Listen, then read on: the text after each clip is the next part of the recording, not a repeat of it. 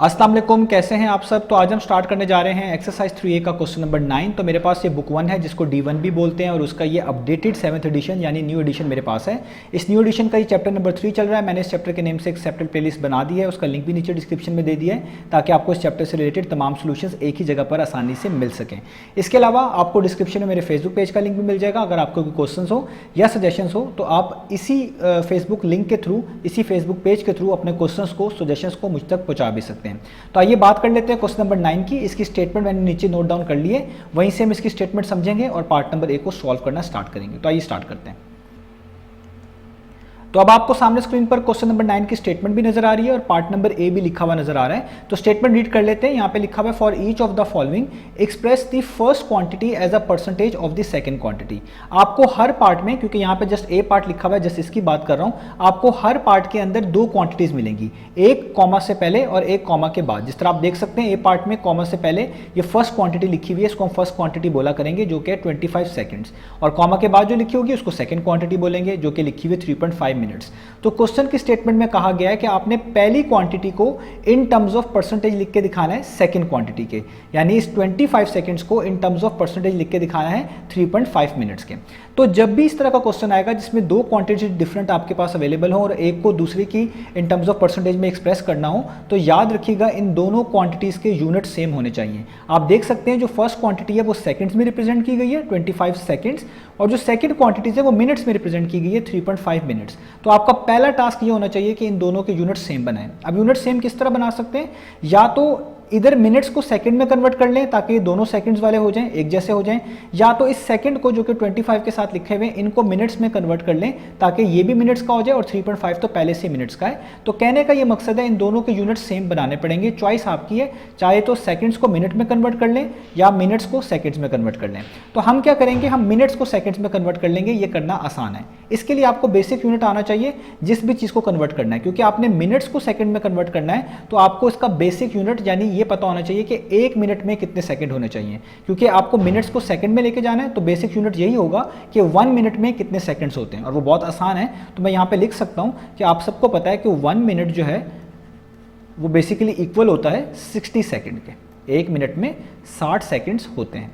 अब इससे सिर्फ ये नहीं पता चलता कि एक मिनट में 60 सेकंड्स होते हैं, बल्कि ये एक बेसिक स्केल है। इससे ये भी पता चलता है कि जब भी आप कोई चीज़ को मिनट से सेकंड में कन्वर्ट करना चाहेंगे आप हमेशा उसको 60 से मल्टीप्लाई करेंगे। क्योंकि हमने इधर 3.5 मिनट्स को सेकंड्स में कन्वर्ट करना है तो इसलिए इस 3.5 को आपको किससे मल्टीप्लाई करना पड़ेगा, 60 से मल्टीप्लाई करना पड़ेगा ताकि ये सेकंड्स में आ जाए। तो हम कैसे लिखेंगे, हम ऊपर वाली वैल्यू वैसी लिखेंगे जो कि है 25 सेकेंड्स, कॉमा डालेंगे। अब इसको क्योंकि हमने कन्वर्ट करना है सेकंड्स में, तो एक मिनट में 60 सेकंड होते हैं तो 3.5 में कितने होंगे, इसको 60 से मल्टीप्लाई करके निकाल लेंगे। तो हम लिखेंगे 3.5 मल्टीप्लाई बाय 60। जब इसको 60 से मल्टीप्लाई करेंगे, अब ये मिनट्स के बाद किस में कन्वर्ट हो जाएगा, सेकंड्स में, तो इसके आगे सेकंड्स लिख देंगे। इसको थोड़ा सा सॉल्व कर लेते हैं तो ये हो जाएगा 25 सेकंड्स। इसको वैसे ही नोट डाउन करें। डेसिमल को रिमूव करते हैं, तो डेसिमल को जब भी रिमूव करते हैं उसके आगे डिजिट देखते हैं। अगर एक डिजिट हो तो डेसिमल रिमूव करके नीचे 10 लिख देते हैं, 2 होते तो नीचे 100 लिख देते हैं। क्योंकि एक है तो आप इसको लिखेंगे 35 और डेसिमल रिमूव करने के बाद नीचे 10 लिख देंगे, यहाँ पे ब्रैकेट्स डाल देंगे और 60 वैसे का वैसे ही, और ये जो सेकंड्स लिखे हुए इनको भी वैसे का वैसे ही लिख देंगे इस तरीके से। अब आप इसको सॉल्व कर लें। 10 1 टाइम्स 10, 10 6 टाइम्स कितना होता है 60। तो आपके पास यहाँ पे बच गया 25 सेकेंड्स, कॉमा, और यहाँ पे बच गया 35 मल्टीप्लाई, क्योंकि 6 आया था कैंसिल होने के बाद तो यहाँ पे 6 बचा, और यहाँ पे सेकंड्स वैसे के वैसे ही। अब आप फिर से 25 सेकंड्स को इस तरह नोट डाउन करें, कॉमा का साइन डालें और 35 को 6 से मल्टीप्लाई कर दें, जो कि बहुत ईजी है। जब भी आप 35 को 6 से मल्टीप्लाई करेंगे तो आंसर आएगा 210 यानी 210 सेकंड्स। इस स्टेप पे आके आप देख सकते हैं कि हमारे पास इन दोनों क्वांटिटीज़ के यूनिट सेम हो गए हैं। जब दोनों क्वांटिटीज़ के यूनिट सेम हो जाएं अब आप अपनी रिक्वायर्ड परसेंटेज निकाल सकते हैं। तो अब वो तरीका आपने देखना है वो कैसे निकालेंगे। तो आप यहाँ पे लिखेंगे रिक्वायर्ड परसेंटेज। तो क्योंकि पहली क्वांटिटी को दूसरी क्वांटिटी के लिहाज से लिखना है, यानी पहली क्वांटिटी को इन terms of percentage of second quantity लिखना है, तो जिस क्वांटिटी को पहले लिखना होगा उसी का जिक्र पहले किया जाएगा। और क्वेश्चन में फर्स्ट क्वांटिटी किसको कहा जा रहा है, उसको कहा जा रहा है जो कॉमा से पहले लिखी है, यानी ये चीज़ आपकी पहली क्वांटिटी है। तो इसलिए आप सबसे पहले इसको लिखा करेंगे। तो आप लिखेंगे 25 ऊपर, इस तरह लाइन डालेंगे यानी डिवाइड करेंगे किसके साथ, सेकंड क्वांटिटी के लिहाज से, क्योंकि आपने इस क्वांटिटी को इन terms of percentage of second quantity लिखना है, तो सेकंड क्वांटिटी को हमेशा डिनोमिनेटर में लिखा करेंगे। अब आपने सेकंड क्वांटिटी यहां से लिखनी है जो आपने कन्वर्ट कर ली हुई है, जिसके यूनिट सेम कर लिए हुए हैं, तो वो है 210, उसको नीचे लिखेंगे और हमेशा इसको 100% से मल्टीप्लाई करेंगे इस तरीके से। अब यहां तक आपने कर लिया। अब सिंपल कैलकुलेशंस हैं जो कि आपने फॉलो करनी है, चीज़ें आसान हो जाएंगी। आप देख सकते हैं ये वाला 0 इस 0 से कैंसिल आउट हो जाएगा, तो यहाँ पे बचेगा 25, नीचे बचेगा 21 और यहाँ पे क्या बच गया 10 और साथ आपके पास क्या आ जाएगा, परसेंटेज का साइन इस तरह का साथ वैसे ही आ जाएगा। अब देखें 25 और 21 कैंसिल आउट नहीं होता, 21 और 10 भी कैंसिल आउट नहीं होता, कोई ऐसा नंबर नहीं है जो 25 और 21 को डिवाइड करता हो या 21 और 10 को डिवाइड करता हो और एक जैसा हो, एक जैसा होना लाजमी है। तो जब ऐसा केस आ जाए आप इस नंबर के नीचे खुद से 1 लिख सकते हैं, ना भी लिखें तो भी ठीक है। तो ऐसे केस में ऊपर वाले को ऊपर से मल्टीप्लाई कर दें, 25 को 10 से कर दें तो ये हो जाएगा 250 और 21 को 1 से कर दें तो हो जाएगा 21 और साथ आ जाएगा परसेंटेज का साइन। अब अगर आपके पास कैलकुलेटर अलाउ है तो आपको कैलकुलेटर जल्दी से इसका आंसर बता देगा मिक्स फॉर्म में, अगर नहीं अलाउ तो आपको मैनुअल कैलकुलेशन करनी पड़ेगी, वो मैं यहाँ पे करके दिखा देता हूँ। इस तरीके से आप इन 2 डिजिट्स को ले लें, 25 यानी 21 को किसी ऐसे नंबर से मल्टीप्लाई करें कि 25 या इसके पास आ जाए, वो आपको पता ही है 21 1 टाइम्स होता है, तो यहाँ पे आ जाएगा 21, 25 में से 21 माइनस करेंगे 4 आ जाएगा, 4 21 से छोटा है, आपको डिवीजन के रूल्स पता है, अगले डिजिट को नीचे उतारना पड़ेगा जो कि 0 है, तो ये बन जाएगा 40।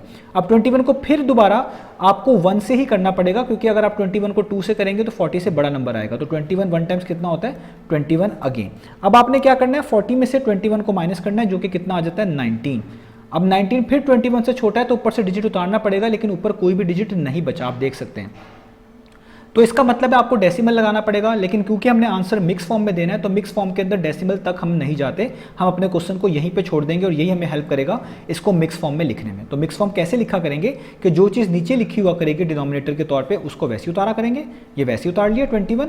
अब देखना है कि 21 को किससे मल्टीप्लाई करके ये सारा प्रोसेस हमने किया था, तो यहाँ पर जो नंबर लिखा होगा वही नंबर यहाँ पे कोड करना है, वो लिखा हुआ 11, उस 11 को हमेशा इधर लिखेंगे होल पार्ट के तौर पर, और जो चीज़ बची होगी एट दी एंड रिमाइंडर के तौर पर यानी 19 उसको लिख देंगे के ऊपर। तो इसका आंसर आ गया 11 होल नंबर 19/21 और ये परसेंटेज का साइन वैसे ही, तो इससे पता चला कि हमारे पार्ट नंबर ए का आंसर आ गया 11 होल नंबर 19/21%। तो यही हमने फाइंड करके दिखाना था। अब चलते हैं इसके बी पार्ट की तरफ। तो अब आपको सामने स्क्रीन पर बी पार्ट लिखा हुआ नजर आ रहा है। तो पहली क्वांटिटी हमारी है 45 मिनट्स और सेकंड क्वांटिटी है 1 आवर। क्योंकि पहली क्वांटिटी को इन terms of percentage of the second quantity यानी 1 आवर के लिहाज से लिख के दिखाना है, तो लाजमी बात है इन दोनों क्वांटिटीज के यूनिट सेम होने चाहिए। तो यहाँ पे आप देख सकते हैं यूनिट सेम नहीं है, पहली quantity in terms of minutes है और दूसरी quantity in terms of hours है, तो आपको इनके यूनिट सेम बनाने पड़ेंगे।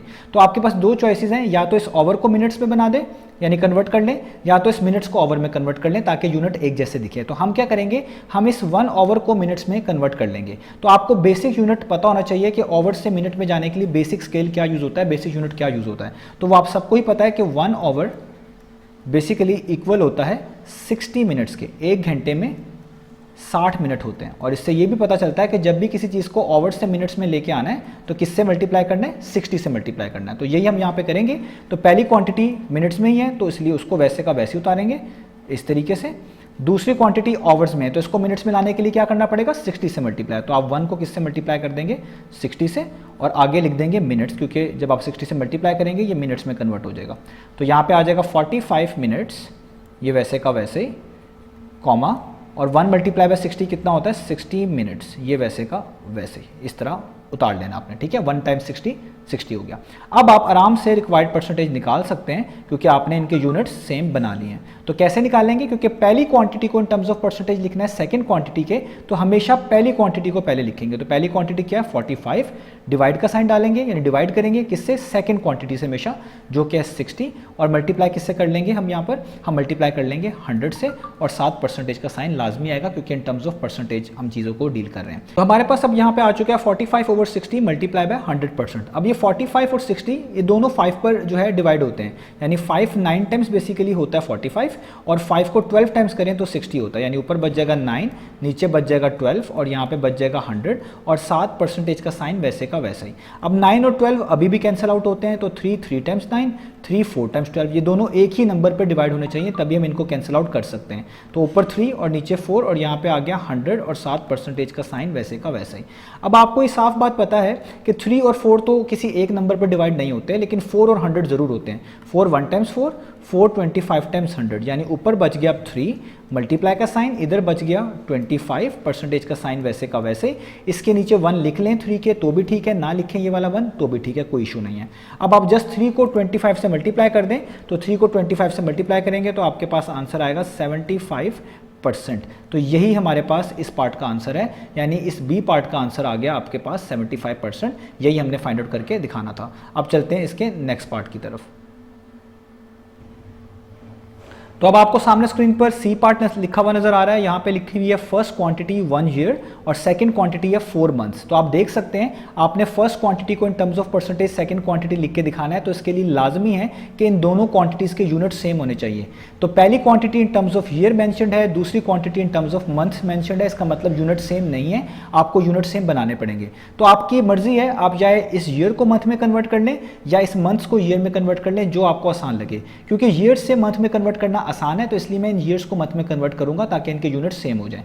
अब आपको ये चीज पता है कि ईयर्स और मंथ का आपस में क्या रिलेशन होता है, इनका बेसिक यूनिट क्या होता है। तो एक साल में 12 महीने होते हैं, इसको आप लिख सकते हैं 1 ईयर इक्वल होते हैं 12 मंथ्स के। और इससे ये बात भी क्लियर होती है कि अगर आपने ईयर्स से मंथ में जाना है तो आपने उस वैल्यू को 12 से मल्टीप्लाई करना है। कोई भी चीज़ ईयर्स में मेंशन्ड हो उसको मंथ में लेके जाना हो, आप 12 से मल्टीप्लाई करेंगे, ठीक है। तो आपने इस 1 ईयर को मंथ में लेके जाना है, तो हम यहाँ पे क्या लिखेंगे, 1 को किससे मल्टीप्लाई कर देंगे, 12 से। इस तरह ब्रैकेट्स का यूज़ करेंगे और आगे लिख देंगे मंथ्स, ठीक है, क्योंकि ईयर्स मंथ में कन्वर्ट हो गया। तो ये तो पहले से ही मंथ्स में है, तो इसलिए इसको वैसे का वैसे ही उतार लेंगे। तो 1 मल्टीप्लाई बाय 12 कितना होता है, 12 मंथ्स। तो आप यहाँ पे लिख देंगे 12 मंथ्स, साथ 4 मंथ्स को वैसे का वैसे ही उतार लेंगे। तो अब क्योंकि इन दोनों के यूनिट सेम हो चुके हैं, तो अब आप अपनी परसेंटेज को फाइंड आउट कर सकते हैं। तो आप यहाँ पे लिखेंगे रिक्वायर्ड परसेंटेज। तो किस तरह लिखेंगे, क्योंकि पहली क्वांटिटी को इन terms of percentage of the second quantity लिखना है, तो पहले हमेशा फर्स्ट क्वांटिटी लिखी जाएगी, यानी ऊपर आएगा 12, नीचे आएगी हमेशा सेकंड क्वांटिटी, जिस तरह आपको पिछले पार्ट्स में बताया, यानी 4, और इसको हमेशा किससे मल्टीप्लाई करेंगे, 100% के साथ। अब आप जस्ट कैंसिलेशन कर लें, आपके लिए आसान हो जाएगा। तो 4 1 टाइम्स 4 होता है, 4 25 टाइम्स 100 होता है। आप 4 और 12 को भी कैंसिल आउट कर सकते थे, ये आपकी चॉइस है, आंसर सेम ही आएगा। तो ऊपर बच जाएगा 12 और इधर बच जाएगा आपके पास 25, और यहाँ पे 7 आ जाएगा आपके पास परसेंटेज का साइन वैसे का वैसे ही। इस 12 के नीचे आप 1 लिख लें तो भी ठीक है, ना लिखें तो भी ठीक है। तो 12 को आप 25 से मल्टीप्लाई करें तो 12 25 टाइम्स कितना होता है, 300, और 7 आ जाएगा परसेंटेज का साइन। तो इसका मतलब है इस पार्ट का आंसर आ गया हमारे पास 300%। यही हमने फाइंड करके दिखाना था।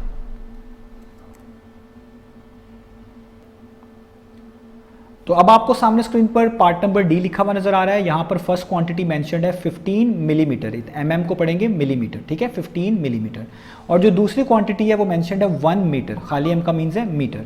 तो अब यहाँ पर भी आप देख सकते हैं फर्स्ट क्वांटिटी को इन terms of percentage second quantity तभी लिखा जाएगा जब इन दोनों क्वांटिटीज़ के यूनिट सेम होंगे। तो या तो आप मिलीमीटर को मीटर में कन्वर्ट कर लें ताकि सेम यूनिट हो जाए, या फिर आप इस मीटर को मिलीमीटर में कन्वर्ट कर लें ताकि सेम यूनिट हो जाए। तो हम क्या करेंगे, हम मीटर्स को मिलीमीटर में कन्वर्ट कर लेंगे क्योंकि वो ज़्यादा आसान है। अब आपको इसका बेसिक यूनिट पता होना चाहिए कि मीटर्स को मिलीमीटर में कन्वर्ट करने के लिए जो बेसिक यूनिट होता है वो क्या होता है, बेसिक स्केल क्या होता है।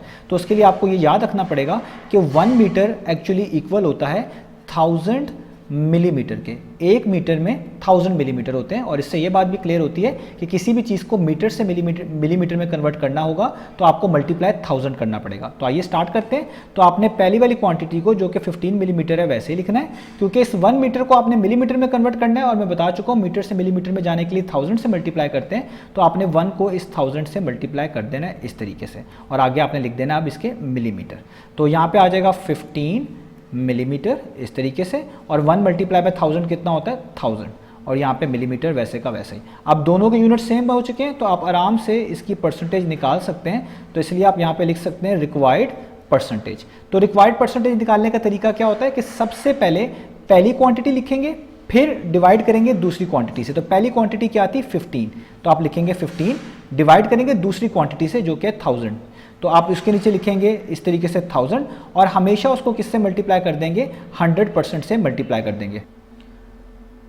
तो अब आप इनको कैंसिल आउट कर सकते हैं। आप देख सकते हैं कि यहाँ पर जो ये 1000 नीचे लिखा हुआ है, इसके ये दोनों जीरोस इन दोनों जीरो से क्या हो जाएंगे, कैंसिल आउट हो जाएंगे। यानी ऊपर जस्ट बच जाएगा 15 डिवाइड का साइन, नीचे जस्ट बच जाएगा 10, और यहाँ पे कुछ भी नहीं बचा, यानी यहाँ पे आप लिख सकते हैं 1 और 7 परसेंटेज का साइन वैसे का वैसे। ठीक है। आप इस 1 के नीचे आसानी के लिए खुद से 1 भी लिख सकते हैं, इससे कोई इशू नहीं है, जस्ट समझाने के लिए। ये पूरे 1 ना भी लिखें तो भी ठीक है।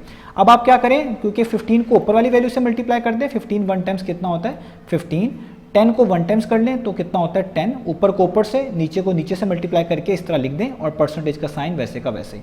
अब आपको आसानी से इसको डेसिमल वैल्यूज में कन्वर्ट कर सकते हैं। आपको पता है जब भी कोई फ्रैक्शन लिखी हो और उस फ्रैक्शन के डिनोमिनेटर में 10 लिखा हो तो आप उस 10 को हटाकर ऊपर डेसिमल लगा सकते हैं। और डेसिमल कहाँ लगाना होता है, ऐसी जगह डेसिमल लगाना होता है जिसके बाद एक डिजिट आए। तो ऊपर 15 लिखा हुआ है, इसका मतलब है मैं लिख सकता हूँ 15 और इसमें डेसिमल लिखूंगा 1 और 5 के दरमियान में, क्योंकि अगर दरमियान में लिखूंगा तो इसके आगे एक ही डिजिट बनता है। और परसेंटेज साइन वैसे, यानी 15 को 10 पे डिवाइड करेंगे तो 1.5% आंसर आएगा, क्योंकि नीचे 10, 100 या 1000 आ जाए, इनको डेसिमल में आप कन्वर्ट डायरेक्ट ही कर लेते हैं जिस तरह मैंने कर लिया। तो आप इसको ऐसे भी कर सकते हैं, और अगर आपको ये कंफ्यूजिंग लगे तो आप 15 को 10 पे डिवाइड करिएगा, आपका आंसर डायरेक्ट ही 1.5% आ जाएगा। आप कैंसिलेशन के जरिए भी कर सकते हैं, तब भी 1.5% आएगा। तो ये हो गया हमारे पास इस डी पार्ट का आंसर। तो डी पार्ट का आंसर है 1.5%। तो अब आपको सामने स्क्रीन पर पार्ट नंबर ई नजर आ रहा है। तो पार्ट नंबर ई में जो फर्स्ट क्वांटिटी है वो लिखी हुई है 335 सेंटीमीटर और जो सेकंड क्वांटिटी है वो लिखी हुई है 5 मीटर्स। तो फिर दोबारा फर्स्ट क्वांटिटी को इन terms of percentage of second quantity लिख के दिखाना है, तो लाजमी है इन दोनों क्वांटिटीज के यूनिट सेम हो, जो कि सेम नहीं है। First quantity in terms of centimetre है, second quantity in terms of metre है। तो इनको सेम बनाने के दो तरीके हैं, या तो इस मीटर को सेंटीमीटर में कन्वर्ट कर लें या इस सेंटीमीटर वाली क्वांटिटी को मीटर्स में बना लें। तो हम क्या करेंगे, हम मीटर्स को सेंटीमीटर में कन्वर्ट कर लेंगे, ज़रा ईजी है। आप दोनों प्रोसेस फॉलो कर सकते हैं। तो आपको पता होना चाहिए कि 1 मीटर में कितने सेंटीमीटर होते हैं, तो 1 मीटर में 100 सेंटीमीटर होते हैं। और इससे ये बात भी क्लियर होती है कि जब भी किसी चीज़ को मीटर से सेंटीमीटर में कन्वर्ट करना हो तो 100 से मल्टीप्लाई करते हैं। तो यहाँ पे हम 5 मीटर के साथ ऐसा ही कुछ करने वाले हैं। तो हम यहाँ पे पहले 335 सेंटीमीटर को वैसे का वैसे ही नोट डाउन कर लेंगे, क्योंकि इन मीटर्स को सेंटीमीटर में लेके आना है। 1 मीटर में 100 सेंटीमीटर होते हैं, तो 5 मीटर में कितने होंगे, 5 को भी किससे मल्टीप्लाई कर देंगे, 100 से मल्टीप्लाई कर देंगे और आगे लिख देंगे सेंटीमीटर। तो यहाँ पे 335 वैसे का वैसे ही रहेगा, सेंटीमीटर्स वैसे के वैसे ही। 500 टाइम्स कितना होता है 500 और 7 आ जाएगा सेंटीमीटर। दोनों के यूनिट सेम हो चुके हैं। अब आप परसेंटेज आराम से लिख सकते हैं। तो आप यहाँ पे लिखेंगे रिक्वायर्ड परसेंटेज, ठीक है। तो रिक्वायर्ड परसेंटेज किस तरह लिखी जाएगी, सबसे पहले फर्स्ट क्वांटिटी को लिखना है, तो वो कितनी है 335, तो आप लिखेंगे 335। उसको डिवाइड करना है सेकंड क्वांटिटी से, तो सेकंड क्वांटिटी क्या है 500, वो यहाँ पे आ जाएगी। और यहाँ पे मल्टीप्लाई किससे कर देना है 100 से, और साथ क्या डाल देना है परसेंटेज का सिंबल डाल देना है। अब आप इनको जस्ट कैंसिल आउट कर लें, तो ये आप देख सकते हैं ये वाले दोनों जीरोस इन दोनों जीरो से कैंसिल आउट हो जाएंगे। ऊपर बचेगा 335, नीचे बचेगा 5 और यहाँ पे कुछ भी नहीं बचेगा। आप इसकी जगह पे 1 लिख सकते हैं और साथ परसेंटेज का साइन वैसे का वैसे ही आ जाएगा, ठीक है। अब इस 1 को आप ना भी लिखें तो भी ठीक है, लिख लें तो भी कोई इशू नहीं है। अब आप क्या करें, इस 1 के नीचे खुद से 1 लिख लें, आपको समझाने में आसानी रहती है मेरे लिए इस तरह। तो 335 को आप 1 से करें, ऊपर वाली वैल्यू को ऊपर से मल्टीप्लाई, नीचे वाली वैल्यू को नीचे से। तो 335 को 1 से करेंगे तो 335 ही आएगा, और 5 को 1 टाइम्स करेंगे तो 5 ही आएगा, और यहाँ पे परसेंटेज का साइन भी आएगा। अब ये 335 और 5 ऑब्वियस बात है दोनों 5 पर डिवाइड होते हैं, आप इनको करके देख भी सकते हैं, मैं आपको करके दिखा भी देता हूँ। तो इस तरीके से आपने इनको लिखना है। तो मैं सिर्फ इन दो नंबर्स को जो है पिक कर रहा हूँ। तो आपको पता है 5 6 टाइम्स कितना होता है 30, सबसे करीब 33 के यही बनता है। 33 - 30 कितना होता है 3, 5 को नीचे उतारेंगे ताकि 35 बन जाए। और आपको पता है 5 7 टाइम्स कितना होता है 35। तो ये देखिए कैंसिल आउट हो गया, 35 - 35 0, तो आंसर क्या आ गया 67। इससे ये पता चलता है 5 1 टाइम्स और 5 67 टाइम्स 335 होता है। तो ऊपर आ गया 67, नीचे वाले 1 को लिखने की जरूरत नहीं है, परसेंटेज का साइन वैसे का वैसे ही। तो इससे आपको पता चल गया कि ई पार्ट का आंसर आ गया आपके पास 67%, यही फाइंड आउट करके दिखाना था। तो अब आपको सामने स्क्रीन पर पार्ट नंबर ई लिखा हुआ नजर आ रहा है। यहाँ पे फर्स्ट क्वांटिटी लिखी हुई है 1 किलोग्राम, सेकंड क्वांटिटी लिखी हुई है 800 ग्राम्स। तो फिर दोबारा पहली क्वांटिटी को इन terms of percentage, second quantity अगर आपने रिप्रेजेंट करना है तो उसके लिए लाजमी है ये दोनों क्वांटिटीज़ के यूनिट सेम होने चाहिए। तो या तो किलोग्राम्स को ग्राम्स में कन्वर्ट कर लें या इस 800 ग्राम्स को किलोग्राम में कन्वर्ट कर लें ताकि यूनिट सेम हो जाए।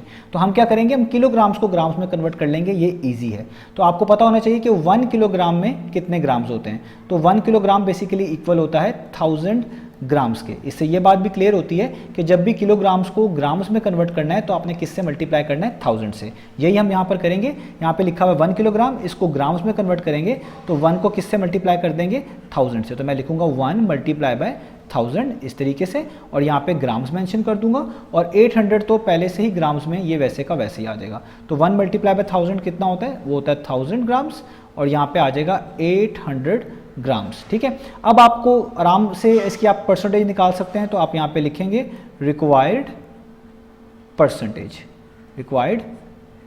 तो किस तरह निकाल रहे हैं, पहली क्वांटिटी को सबसे पहले लिखेंगे। तो पहली क्वांटिटी है 1000 ग्राम्स, तो उसको यहाँ पे लिखेंगे, डिवाइड करेंगे दूसरी क्वांटिटी से जो कि है 800 इस तरीके से, और हमेशा मल्टीप्लाई किससे कर देंगे, 100% से, जिस तरह मैंने मल्टीप्लाई कर दिया। अब आप इसको जस्ट जो है सॉल्व कर लें। जैसे फॉर एग्जाम्पल आप देख सकते हैं कि ये वाले दोनों जीरोस, इन 2 जीरो से अगर आप काट दें तो ऊपर बच जाता है 1000, इधर बच जाता है 8 क्योंकि 2 जीरोस कट चुके हैं। यहाँ पे दोनों जीरोस कट चुके हैं, सिर्फ 1 बचेगा। इस 1 के नीचे आप खुद से 1 भी लिख सकते हैं ताकि आपके लिए आसानी हो, और परसेंटेज का साइन वैसे का वैसे लिख दें। इन दोनों 1s को ना भी लिखें, 1000/8 भी लिख देंगे तब भी काफ़ी है। अब आप 1000 को 1 से मल्टीप्लाई कर दें ताकि आपके पास बन जाए 1000, 8 को 1 से कर दें, 8 1 टाइम्स 8, और 7 आ जाएगा परसेंटेज का साइन वैसे का वैसे ही। ठीक है, तो अब ऊपर वाली वैल्यू को ऊपर से मल्टीप्लाई किया है और नीचे वाली वैल्यू को नीचे से मल्टीप्लाई करके ये फ्रैक्शन लिखी है। अब आप इनको मैन्युअली डिवाइड कर सकते हैं। मैं 1000 लिखता हूँ यहाँ पर, इसके बाहर 8 लिखूंगा। मैं सिर्फ इन 2 डिजिट्स को कंसीडर कर रहा हूँ, यानी 10 को। तो आपको पता है कि 8 1 टाइम्स कितना होता है, 8। तो 10 - 8 कितना हो जाएगा, 2। 2 8 से छोटा है, ऊपर से एक डिजिट उतारना पड़ेगा जो कि 0 है ताकि ये हो जाए 20। ठीक है, अब आपने 8 को किसी ऐसे नंबर से मल्टीप्लाई करना है कि 20 के पास पास आए, तो वो ऑब्वियसली बात है 2 ही होता है। 8 2 टाइम्स कितना होता है, 16। 20 - 16 कितना होता है, 4।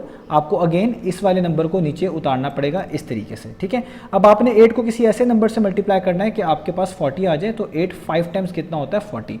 तो देखें 40 - 40 कितना हो गया, 0। तो आंसर कितना आ गया, 125, क्योंकि रिमाइंडर 0 आ गया है। तो आप लिख सकते हैं 8 1 टाइम्स 8 125 टाइम्स होता है 1000। तो इसका आंसर आ गया 125, और ये परसेंटेज का साइन वैसे का वैसे ही। तो इस पार्ट का हमारे पास आंसर आ गया, ई पार्ट का 125%। तो अब आपको सामने स्क्रीन पर जी पार्ट लिखा हुआ नजर आ रहा है। यहाँ पे फर्स्ट क्वांटिटी लिखी हुई है 60 डिग्री। इस सिंबल को हम पढ़ते हैं डिग्रीज। जब भी किसी एंगल को रिप्रेजेंट करते हैं तो यूजुअली डिग्रीज में रिप्रेजेंट किया जाता है। और भी यूनिट्स होते हैं, यहाँ पे जस्ट डिग्री मेंशन है तो इसलिए इसको डिग्री ही पढ़ेंगे। तो ये लिखा हुआ है 60 डिग्री, और दूसरी जो क्वांटिटी है लिखी हुई है 360 डिग्रीज।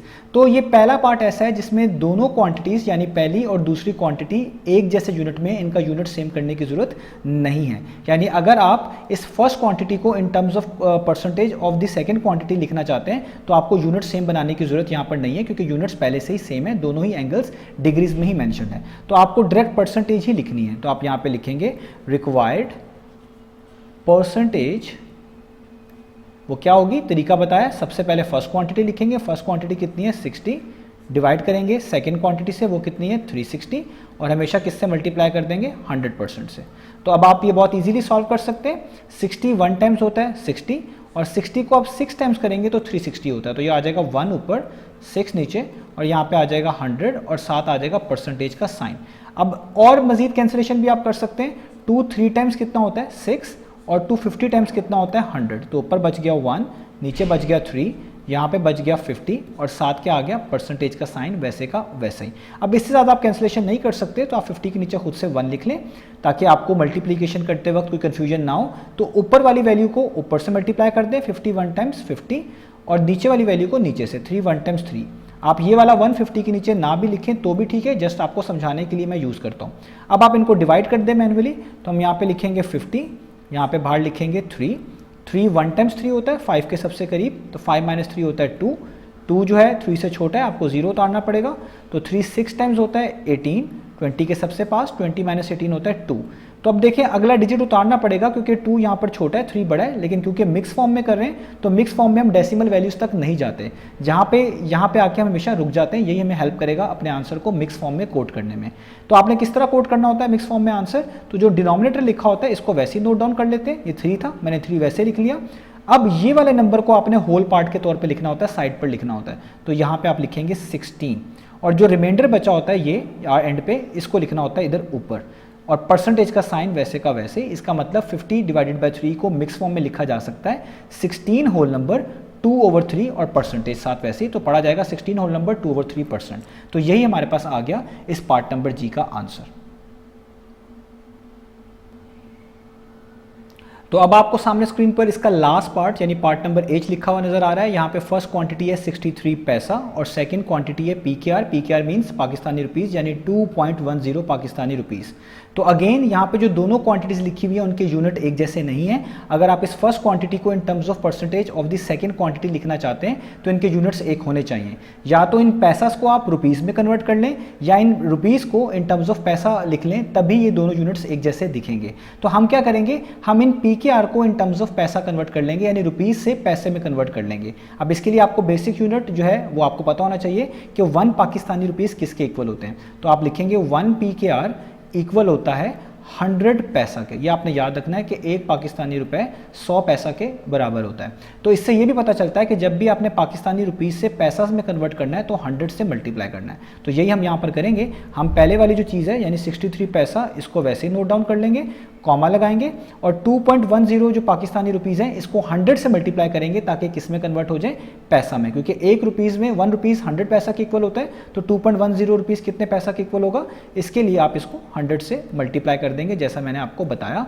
और आगे इसके क्या मेंशन करेंगे, इस तरीके से पैसा मेंशन करेंगे।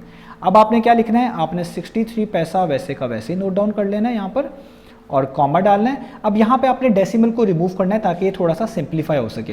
तो डेसिमल के बाद 2 डिजिट्स हैं, जब भी डेसिमल को रिमूव करते हैं उसके बाद 2 डिजिट्स होते हैं तो हमेशा नीचे 100 लगाते हैं। यानी आपने डेसिमल रिमूव करना है तो ये 210 बन जाएगा और नीचे आपने 100 प्लेस करना है। 1 डिजिट होता तो नीचे 10 प्लेस करते हैं और साथ 100 वैसे का वैसे ही, ये ब्रैकेट क्लोज और यहाँ पर ये पैसा वैसे का वैसे ही। अब आपने इस 63 पैसा को दोबारा से वैसे ही उतार लेना है इस तरीके से और कॉमा लगाना है। ये 100 इस 100 से कैंसिल आउट हो जाएगा तो सिर्फ 210 बचेगा यानी 210 पैसा बचेगा। तो अब आप देख सकते हैं ये दोनों क्वांटिटीज़ का यूनिट एक जैसा हो चुका है, सेम हो चुका है। तो अब आप यहाँ पर रिक्वायर्ड परसेंटेज ईजिली निकाल सकते हैं। तो आप यहाँ पे लिखेंगे रिक्वायर्ड परसेंटेज। तो ये रिक्वायर्ड की शायद स्पेलिंग में पिछले पार्ट्स में शायद गलत लिखा हूँ, डबल आर यूज़ कर लिया है तो सिंगल आ रहा है। तो काइंडली आप पिछले वाले पार्ट्स में अगर मैंने कहीं पे रिक्वायर्ड की स्पेलिंग गलत लिखे हुए हैं तो उसको करेक्ट कर लीजिएगा। आई थिंक सो मैंने कहीं पे डबल आर यूज़ कर लिया है, ठीक है। तो रिक्वायर्ड परसेंटेज हमारे पास क्या आएगी, पहले फर्स्ट क्वान्टिटी यानी आप लिखेंगे 63 डिवाइडेड बाय सेकेंड क्वान्टिटी जो कि है 210 और उसको किससे मल्टीप्लाई कर देंगे 100% के साथ इस तरीके से, ठीक है। अब आपने इसको मजीद कैंसिलेशन ही करनी है तो ये वाला 0 इस 0 से काट दें ताकि ऊपर क्या बच जाए 63, नीचे क्या बच जाए 21 और यहाँ पे एक 0 कटने के बाद सिर्फ क्या बच जाए 10 और साथ परसेंटेज का साइन वैसे का वैसे ही। अब ये 21 और 63 ये दोनों 7 पर डिवाइड होते हैं। 7 3 टाइम्स कितना होता है 21, 7 9 टाइम्स कितना होता है 63। ये दोनों सेम नंबर पर डिवाइड होने चाहिए तभी कैंसिल आउट कर सकते हैं। तो ऊपर 9 बचा, नीचे 3 बचा और यहाँ पे क्या बच गया 10 साथ वैसे ही और परसेंटेज का साइन वैसे ही। अब 9 और 3 अभी भी कैंसिल आउट होते हैं, दोनों 3 पर डिवाइड होते हैं। 3 1 टाइम्स, 3 3 टाइम्स, तो यहाँ पे आपके पास बच जाएगा 3 और मल्टीप्लाई बाय 10 और यहाँ पर परसेंटेज का साइन वैसे का वैसे ही। इस 3 के नीचे 1 लिख लें तो भी ठीक है, ना लिखें तो भी ठीक है। अब जस्ट इन दोनों को मल्टीप्लाई कर दें, 3 10 टाइम्स कितना होता है 30 और साथ परसेंटेज का साइन। तो इससे पता चला हमारे इस लास्ट पार्ट का आंसर आ गया 30%। यही हमने फाइंड आउट करके दिखाना था। तो यहाँ पे हमारा ये क्वेश्चन नंबर जो है 9 वो कंप्लीट हुआ। तो उम्मीद है आपको ये सारे पार्ट समझ आए होंगे। इंशाल्लाह हम नेक्स्ट वीडियोज़ में मिलेंगे बाकी सोल्यूशन के साथ। तो जैसा मैंने आपको बताया, जहाँ जहाँ पर मैंने रिक्वायर्ड परसेंटेज का वर्ड यूज़ किया है वहाँ पर आप रिक्वायर्ड की स्पेलिंग ज़रूर चेक कर लीजिएगा। कभी कभार जल्दी में मैं कुछ स्पेलिंग मिस्टेक कर लेता हूँ, मोस्टली मैं बता देता हूँ कमेंट सेक्शन में या वीडियोज़ में, तो प्लीज़ उसको करेक्ट कर लीजिएगा। तो इंशाल्लाह नेक्स्ट वीडियो में मिलते हैं बाकी सोल्यूशंस के साथ।